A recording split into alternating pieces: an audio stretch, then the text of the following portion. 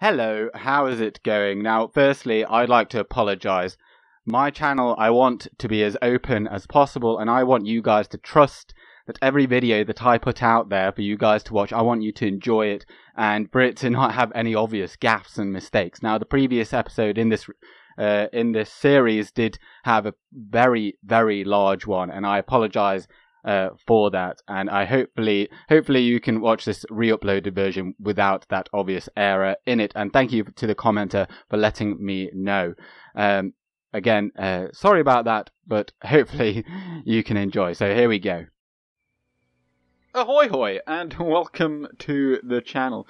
In this current turn, we've almost built the garrison's quarters here in Cair Andros, and actually then, for that reason, I'm going to move this Gondor militia over there, because then it will get free upkeep. Oh no it won't, because the general will. Well, I'll build a meeting hall there afterwards, and then we'll get double upkeep, and then this general is going over there, and will receive free upkeep.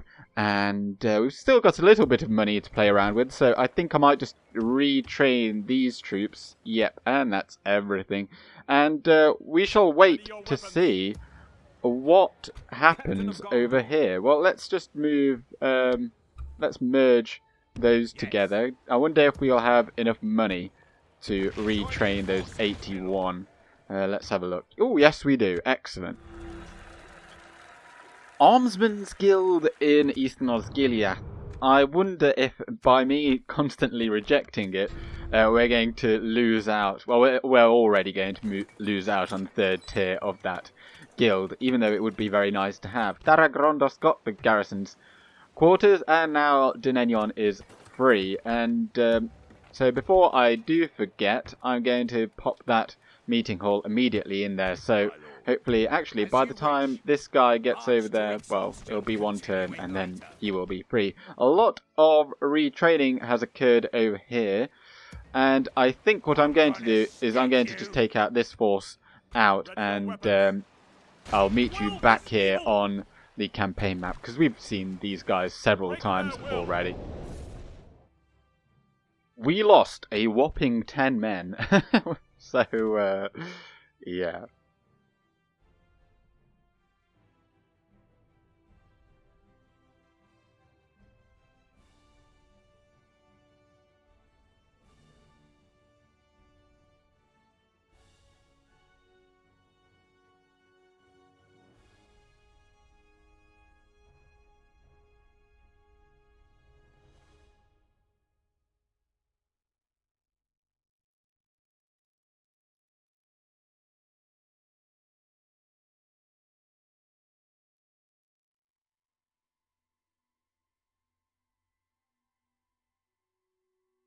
Watch for the enemy.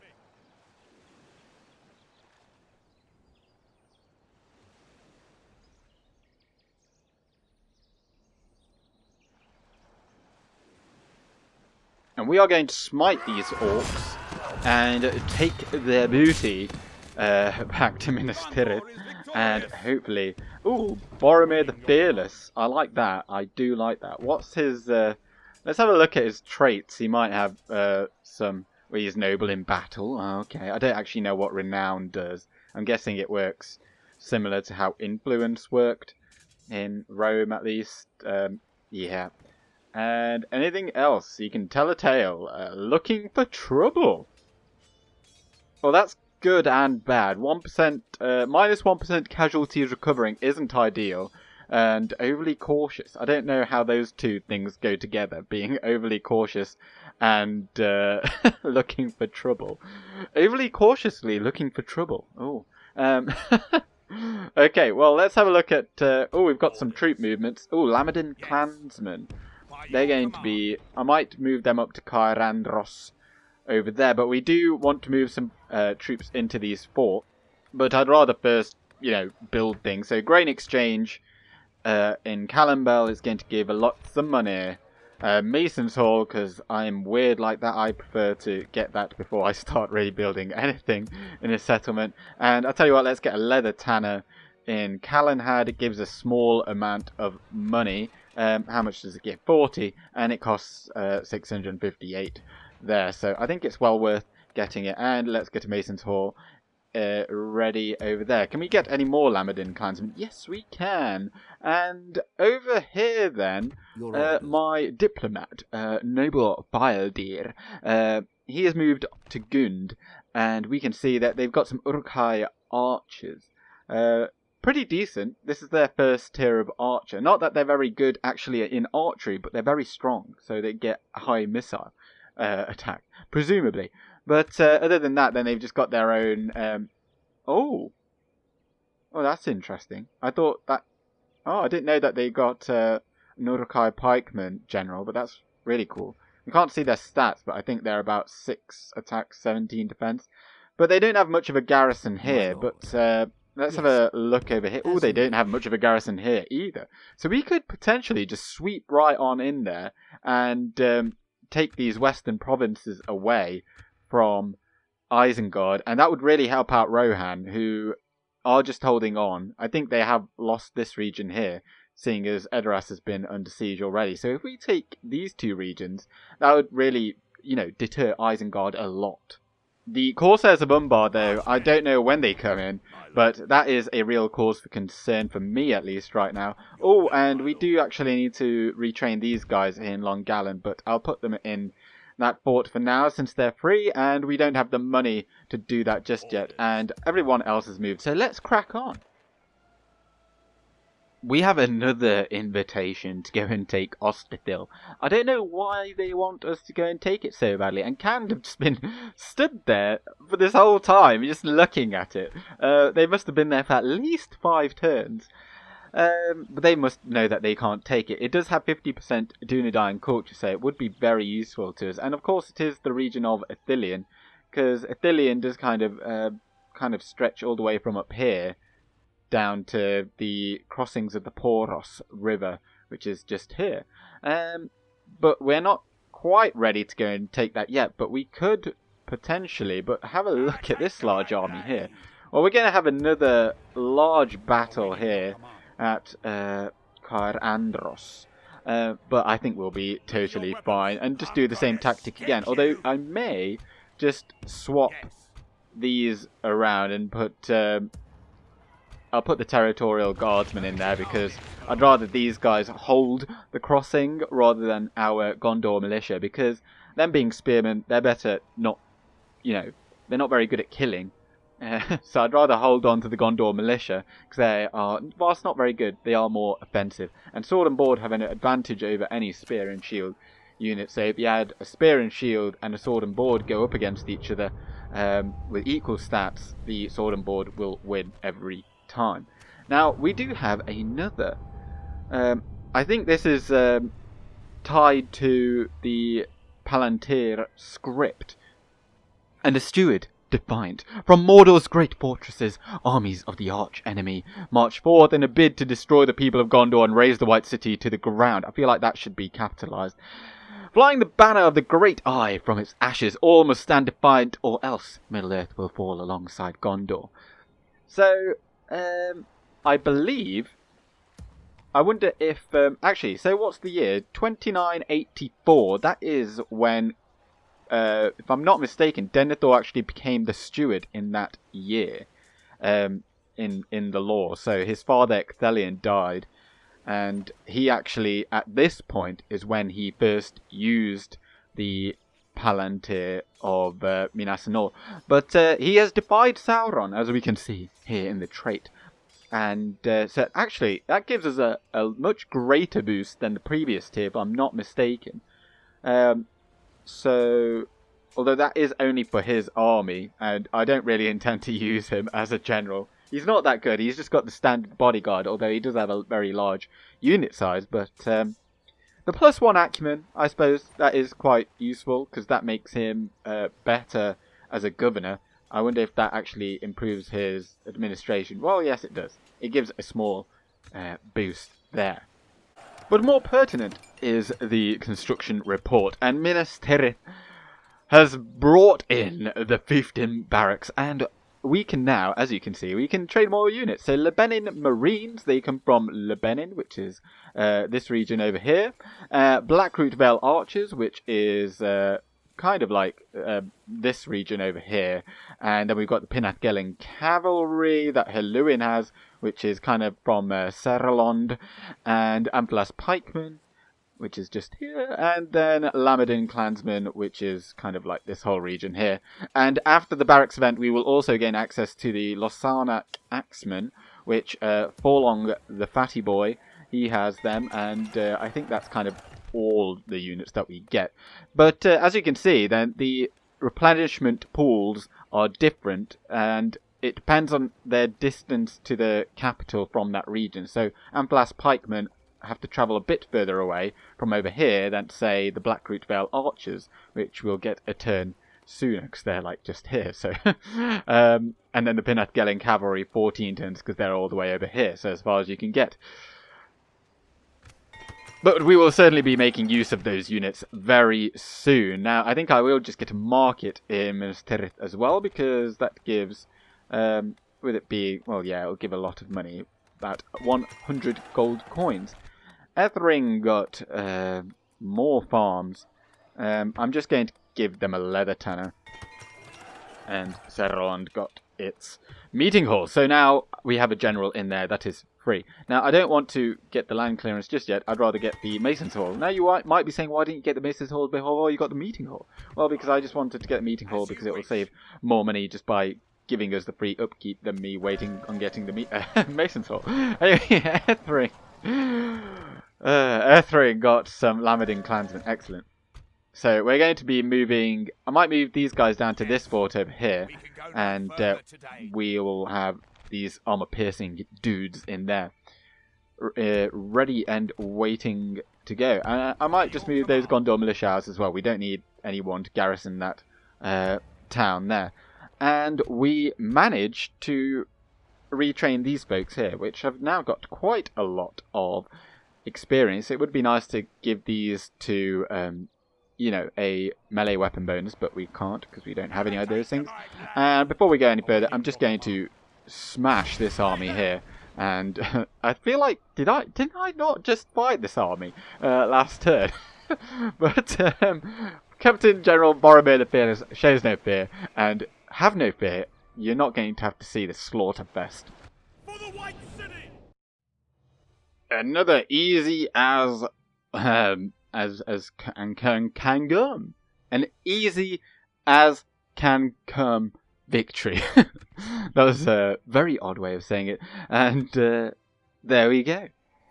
Hopefully, though, we will see a worthy battle to be in the episode, because I am a firm believer that each episode does need to have a battle within it. Even though if you just fight the same old battles over and over, you know, it can get quite tiresome, and watching me just steamroll orcs I don't think is quite that entertaining. Although perhaps a satisfying battle could be this rather large bridge battle, which will undoubtedly occur over the end turn. But before I forget, because this I think is quite a important thing to note, is that about 4 hours ago at the time of recording, so I'm recording this on Friday the 19th of June, Sir Ian Holm, CBE, sadly passed away, and he is, at least in our community, he was most well known for portraying Bilbo Baggins in The Lord of the Rings, and indeed The Hobbit as well, in, like, you know, the older version of Bilbo Baggins. And I didn't realise he was 88, but that's very sad, and I thought I'd just mention that, since we are, most of us at least, Lord of the Rings fans. But here we are on turn 20 then, and I'm going to, we've already got a meeting hall actually in Eastern Osgiliath, so I'm going to put a town guard in there, which may not be the best idea, but I can't be bothered to undo it now, and we're gonna end up building it there at some point. And with 599 gold coins, we can't really do a whole lot, apart from we can retrain this unit of Amplas pikemen, and that's about it. Oh, here they come! That is a much larger force than it looked before. So we are outnumbered more than 3 to 1 here. let's have a look at what they've got. Well, they've got Orc Scouts, their worst archer unit.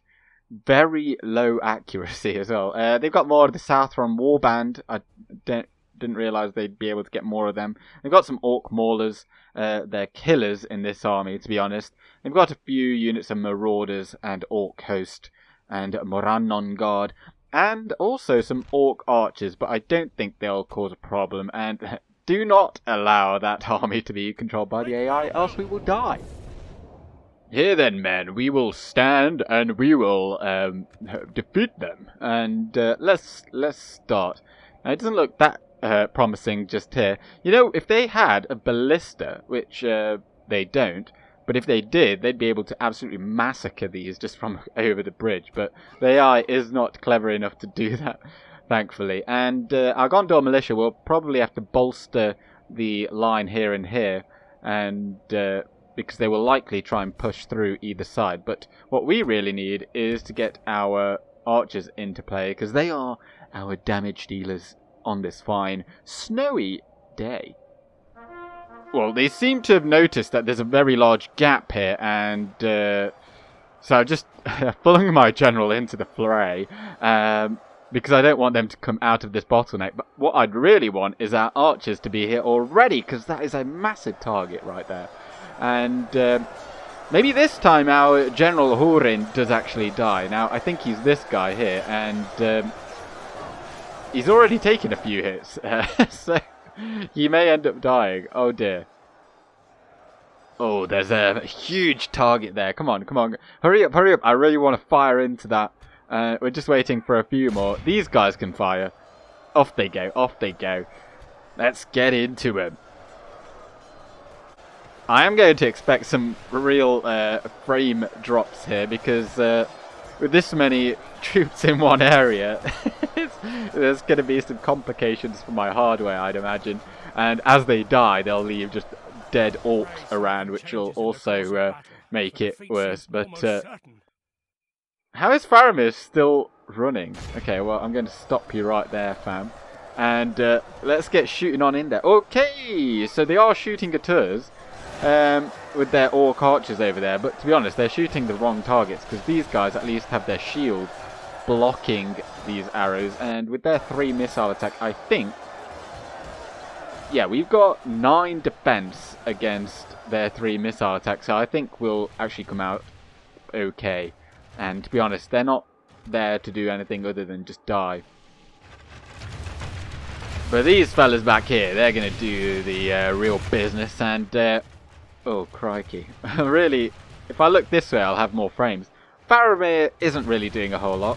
Sadly, they can't actually add him to have a bow, because otherwise he won't be able to pull out a secondary weapon in battle. So, if you had him with a bow in his hand, then he wouldn't be able to do anything in melee. So, if someone attacked him, he'd just be like a ragdoll until he died. But, oh, they bring forth some of their cavalry now, hoping to burst through, and that's why we've got these guys here. Oh, and you guys should be running, because we don't want them to burst out of this little thing that we've built here. And in fact, you've got only 123 left, so I'll tell you what, we'll move Gondor militia over there, and then we'll move them through to the other side. And whilst that's going on, we'll move these guys through the line of fire here. Wow. Look at all those frames. I could count them on one hand. I did have it on fast forward. I think that probably didn't help. But I'm not one for, you know, going really slow. So we'll run these guys up behind these territorial guardsmen, who actually are just taking losses because they're just trying to pile on through. This is what the AI likes to do. They just blob up like that, and then you know, but our general's still got 17 men in his battalion. And I think these guys, I'm going to pull them round there and support those guys over there, and then these guys will be the last ones to be committed. But we've still got more than half of our ammunition, so I think we'll be okay. Shame you can't... This looks so ridiculous! But, oh, I love it. It's so satisfying. Oh no! No! No, Hurin has gone down. Enable death. I hope that's not foreshadowing. I don't know how well this is going to go anymore, because I was hoping maybe... why are you pursuing? I think maybe that's why he died, because I told them to attack a unit, and then they've kind of commenced pursuing. Oh. We've actually got some routing. I'll tell you what, let's use... Oh no. We may lose this battle. We may actually lose this battle. Now that these guys are tired... I'm going to have to move Faramir closer, because he's the only one that's going to... How are you route? Oh dear. We've lost... I've overestimated our unit's morale. Well, at least we can withdraw back into Cair Andros. I just can't believe that they ran away. But I'm just going to call it here. We're better off just going back into the town. Our enemies may have won this battle, but they've not... Well, baggage train lost. I don't think we've really lost anything there other than that general, because I really overestimated just how good the morale is, I guess, of these troops. But I should have perhaps known, seeing as Hurin, the guy that went down, he was the general of that battle. And if the general goes down, then like Faramir's own personal morale boosting ability isn't going to do anything, because he was not the commander of the battle. But it's not really anything major. If they attack Cair Andros, we'll beat them with this just by sallying out and with the towers and whatnot. But a good lesson to learn.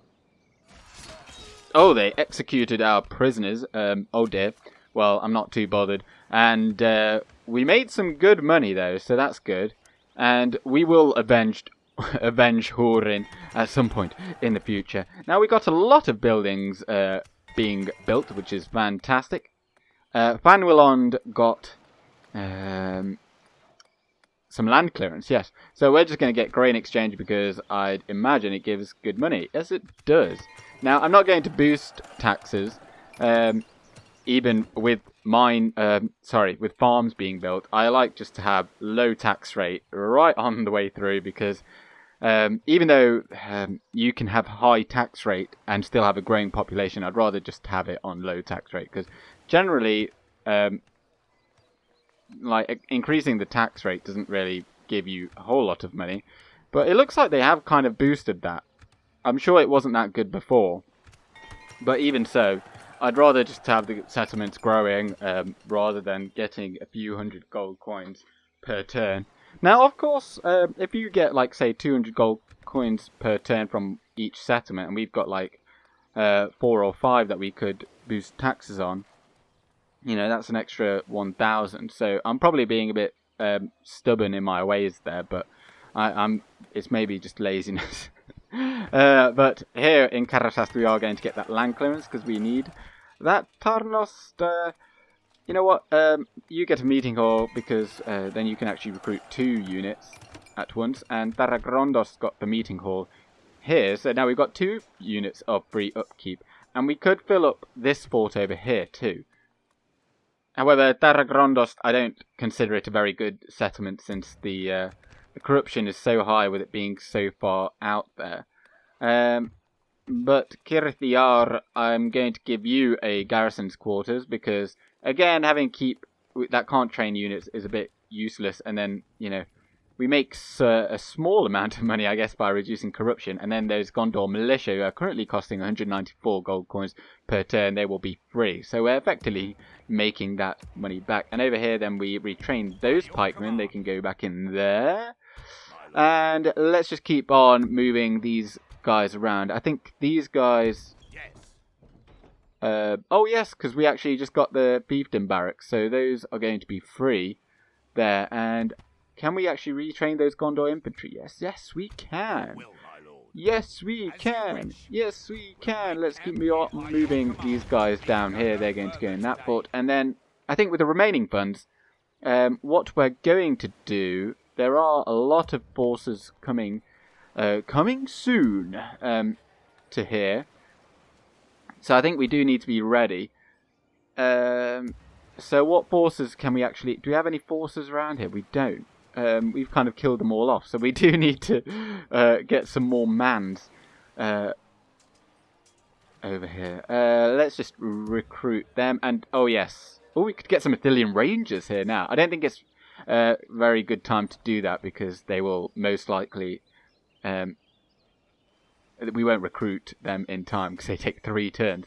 But I will actually retrain... I won't retrain Faramir because that's a bit pointless. But I'll retrain those 25 men there. Now, I can't do the same tactic I did last time where I just put one general out there in front of the gates fighting because...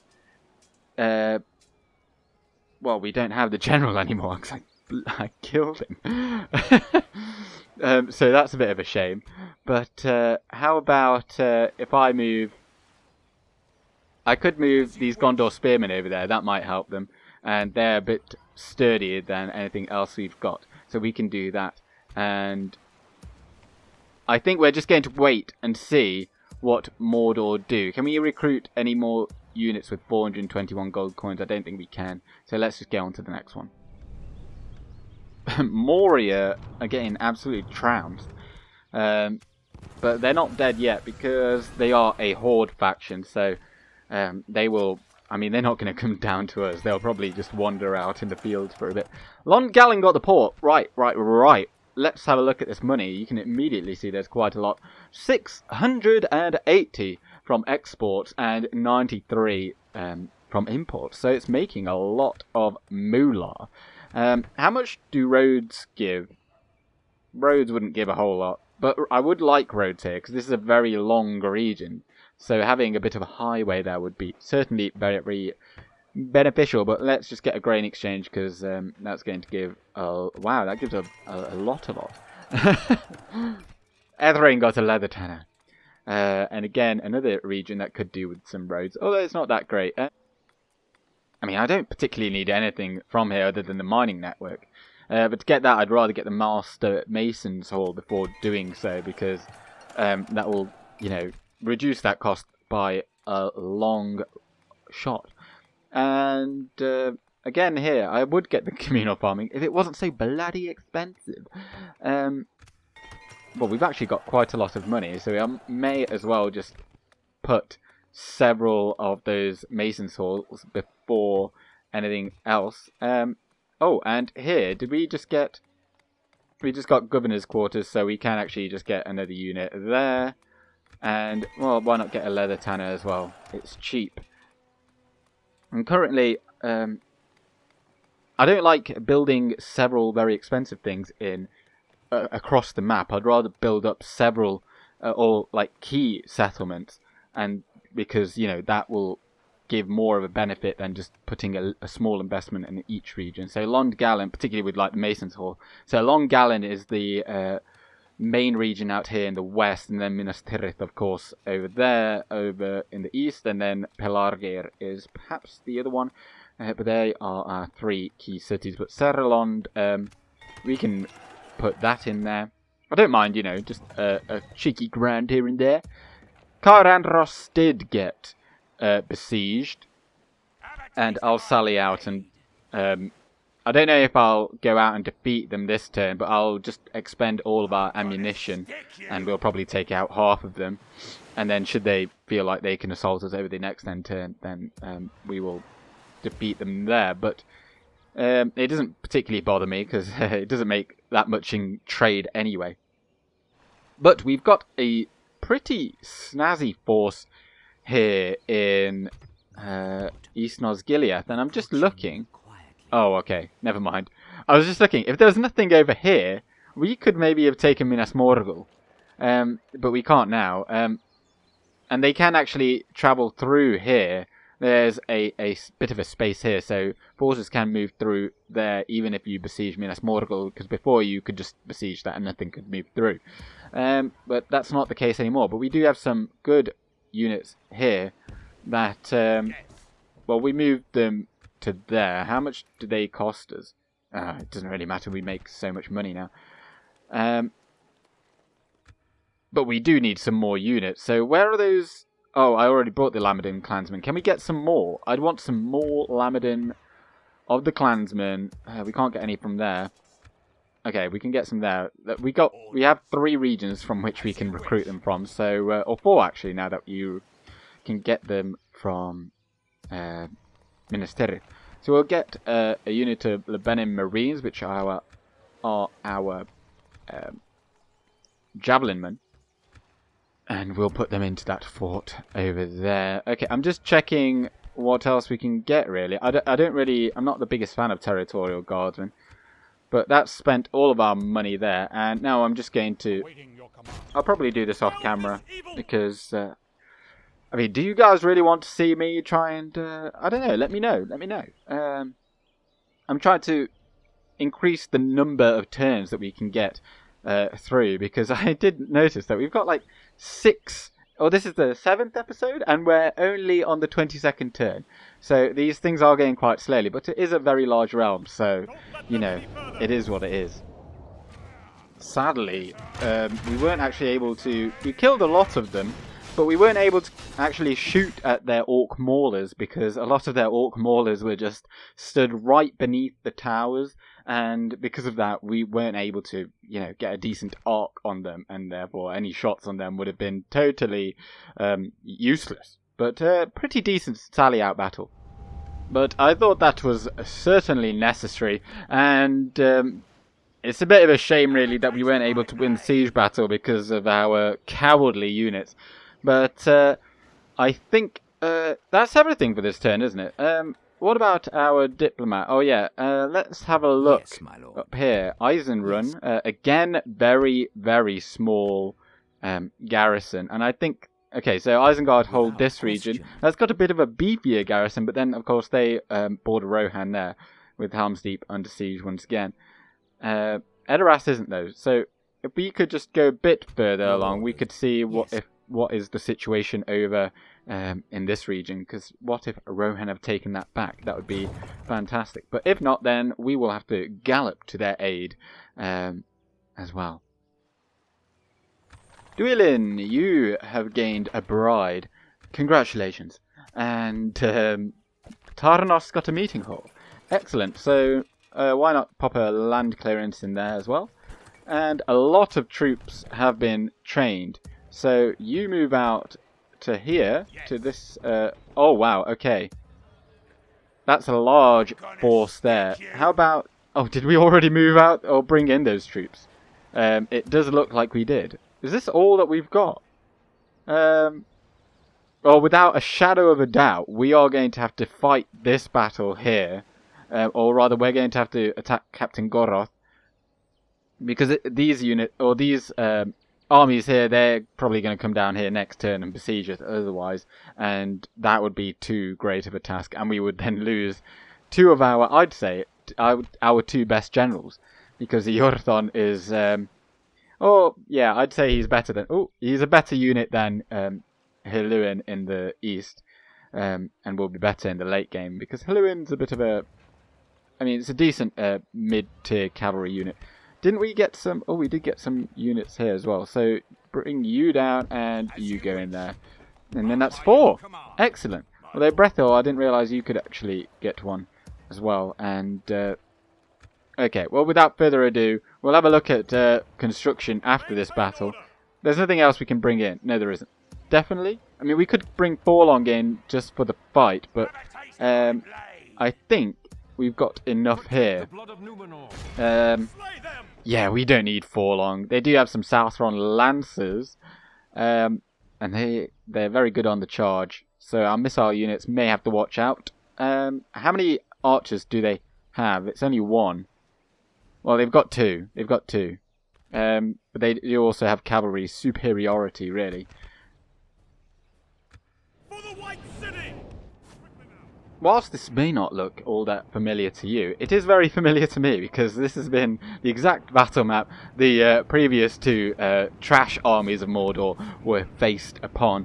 So I kind of know where to stand, and generally I'm just going to put all of our infantry in a line here with the missiles behind, and our Ambrothian general is going to come out here and charge the baggers, and then hopefully they're going to come and attack us, because otherwise they're just going to hide out on this hill and it's going to be very annoying, and they're going to get a very large bonus. So that is the plan, and I am the man. Look at this clump here. Go on, give us a charge. Oh, they're pursuing. Oh, that's not very good. They don't do a charge then. Oh, and that guy's going to die. That's the general, isn't it? Oh, what a buffoon. Oh, no, he wasn't. Thank God. That's the danger with cavalry.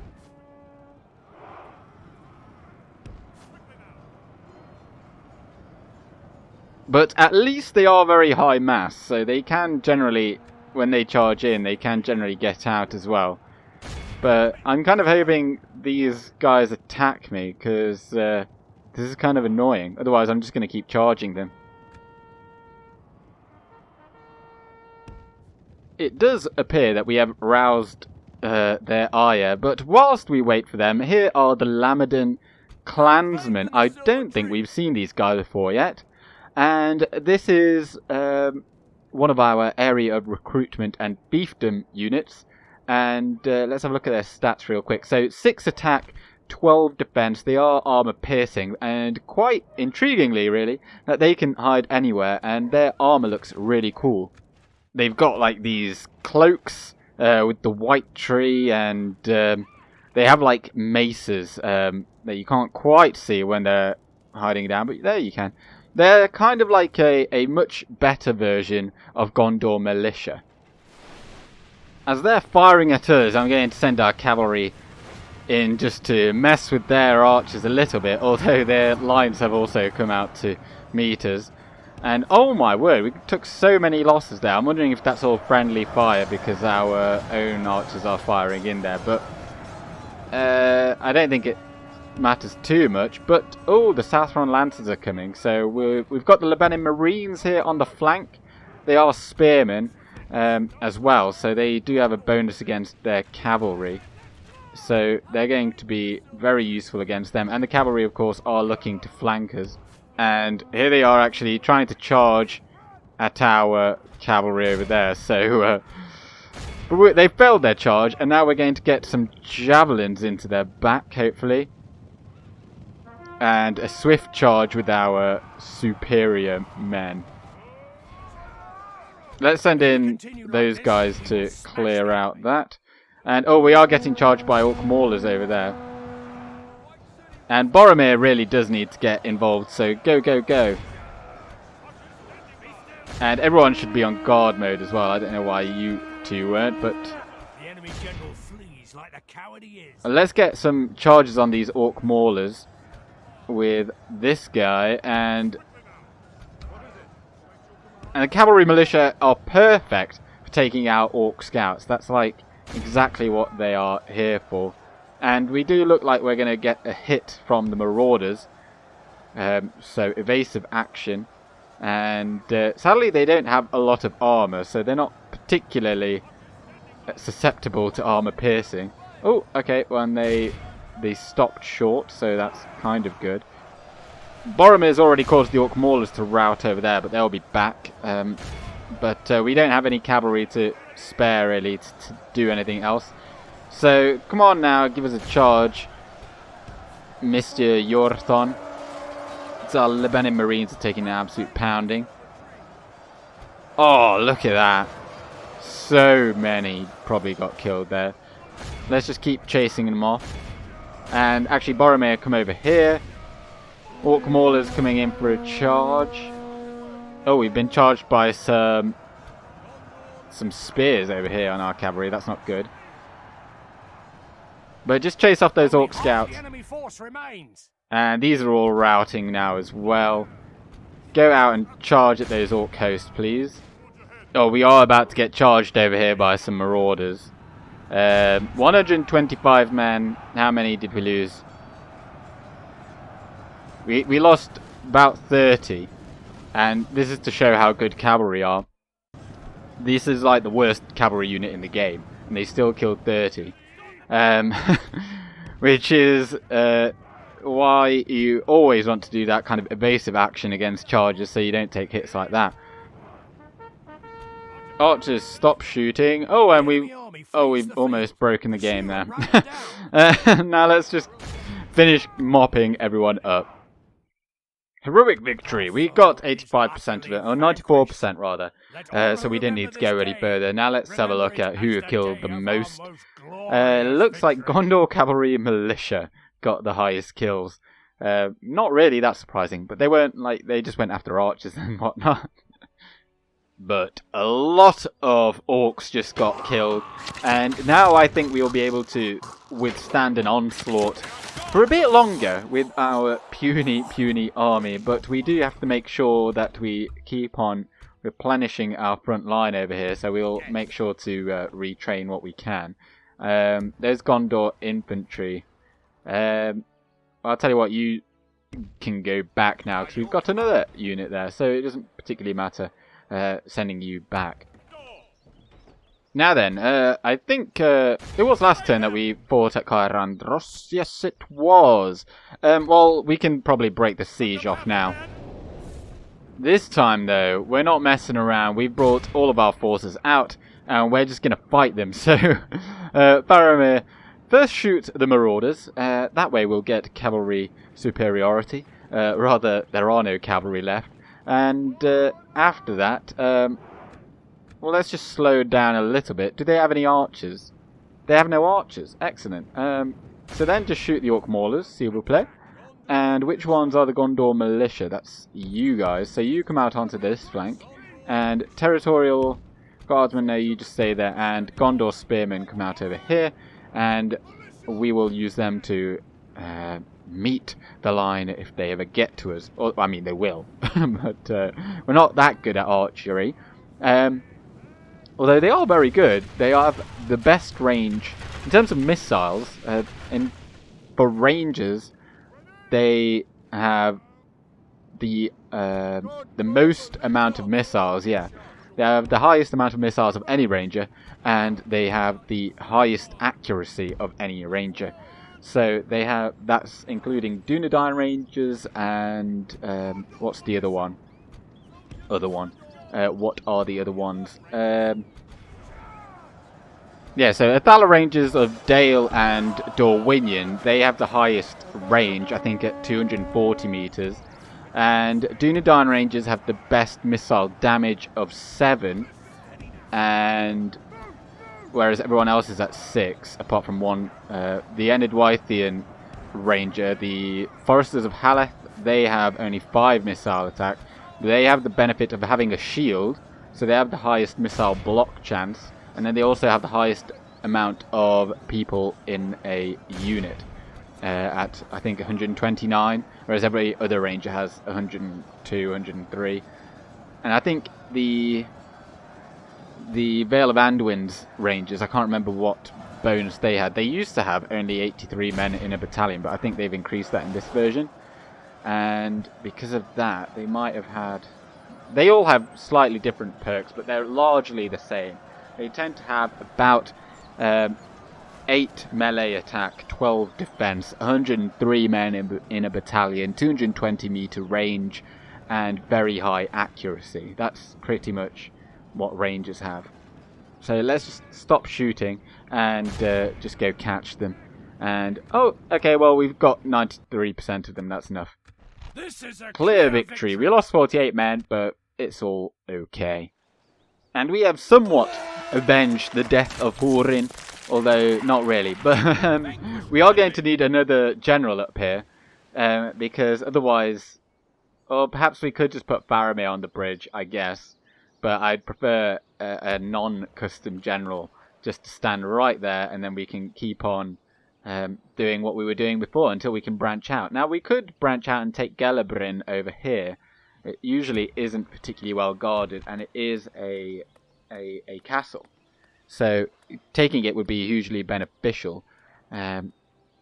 But then it would cause us to border Dol Guldur, and that would potentially invite them into a war with us as well. Now let's get a meeting hall. Excuse me. Let's get a meeting hall here, then that way we can actually at least get an extra troop in here without penalty and get those Athenian Rangers immediately, because we will certainly have use for them in the future. And Athenian Rangers, I think we can get them in East Osgiliath as well. Oh, yes, we can. It could be a good idea, actually, to get a practice range. And then we can also get them in Osterthil, but I don't think we can get them here in Western Osgiliath. No, we can't. And we should be able to get them here, now that we've got the fiefdom barracks. Although perhaps that is a post-barracks event feature.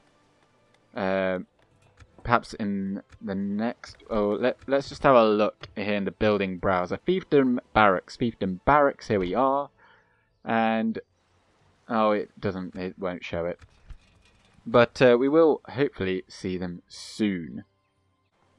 Finally then, I am going to get a Master Mason's Hall in Ethring, so we can get that next tier of mines. But here we are in the future, and as you can see, I did build the Master Mason's Hall here in Ethring for the reason that then we can get the mining network, which provides a substantial boost. We can get a large saving on that, and then on future developments such as roads and what have you. And we can then expect a large bonus to that 1,905 income already.